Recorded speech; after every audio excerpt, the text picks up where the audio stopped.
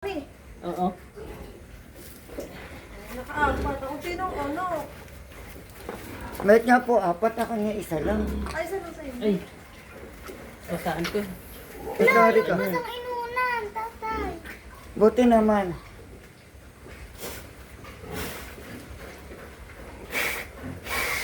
Katagalan ata ano? Ay, sisingap-singap na eh. Kanina ko po naman. Ito, yun ay alas 6 ng baba ko eh. Napinding siguro. Maano na. Mabuti buhay naman ha. Sabi ko kay mama, ipaano yan na eh. Padukot ko na. At hapon na uli eh. Mga alas 6 na uli. Yun nga. Ako nag-aalala na bagay yung natatagalan. Doon kami dito nagpaanak. Ano kami namin. Dali naman na rin ano kapag yung ano isabay lang sa pag-ira isabay. Patay? Mahina.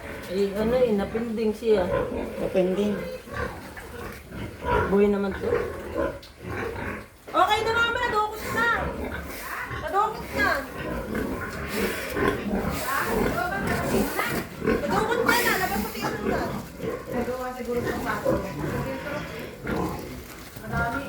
Nasaan? Parang mahina. Eh napinding. Parang isa na ma'am, lumabas na inunan no, eh no? Ewan ko lang po kung meron pa kasi kung kasunod siguradong inunan yan. Ah, oo. Kailangan naman yan pag may napoy, may kasama pa sa inunan.